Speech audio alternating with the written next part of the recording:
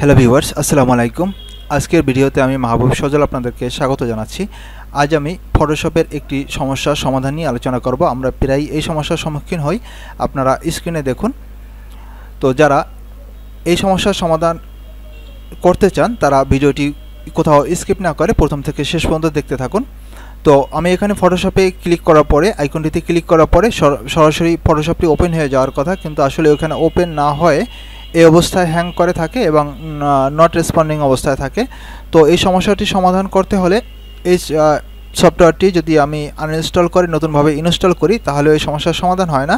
সাধারণত আমরা উইন্ডোজ নতুনভাবে সেটআপ দিয়ে এই সমস্যার সমাধান করি, কিন্তু আজকে আমি আপনাকে খুব সহজে কিভাবে আপনি এই সমস্যার সমাধান করতে পারেন সেই ব্যাপারে আলোচনা করব।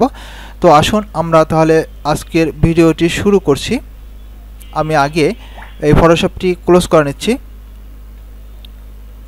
তো ফটোশপটি ক্লোজ করে নেওয়ার পরে আমাকে কন্ট্রোল প্যানেলে অথবা মূল টার্গেট হলো ফোল্ডার অপশন, আমাকে ফোল্ডার অপশনে যেতে হবে। তো আমি এই ফোল্ডার অপশনে এখান থেকে যেতে পারি, ভি বাটনে ক্লিক করে এখানে এই অপশন থেকে change folder and search option, এখান থেকে এই যে নতুন উইন্ডোটি আসছে এখানে আমি ভিউ ট্যাবে ক্লিক করব এবং ভিউ ট্যাবে ক্লিক করার পরে don't show hidden file and folder or drive, এখান থেকে আমাকে show hidden file and folder and drive এটাই ক্লিক করতে হবে এবং শেষে আমি অ্যাপ্লাই করব এবং সব শেষে এখানে ওকে করব।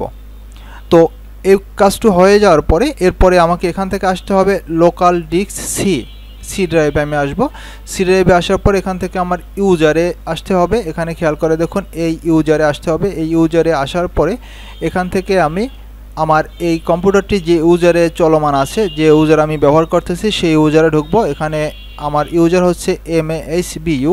এই ইউজারে ঢোকার পরে এখান থেকে আমি যাব অ্যাপ ডাটায় যাওয়ার পরে এখান থেকে রোমিংয়ে ক্লিক করতে হবে।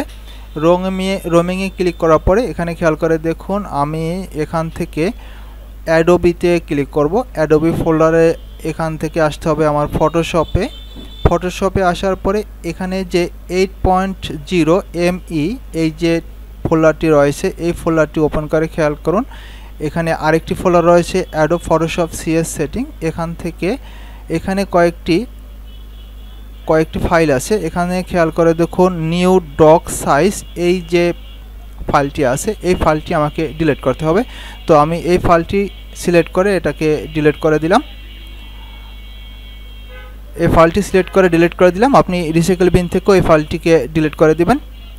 রিসাইকেল বিন থেকে এই ফাইলটি ডিলিট করার পরে এরপরে আমি এটা ক্লোজ করে দিলাম এবং আবার নতুন করে ফটোশপে ক্লিক করি, দেখি কি হয়। তো এখানে ফটোশপে ক্লিক করলাম, ওপেন হচ্ছে, দেখি, অপেক্ষা করুন।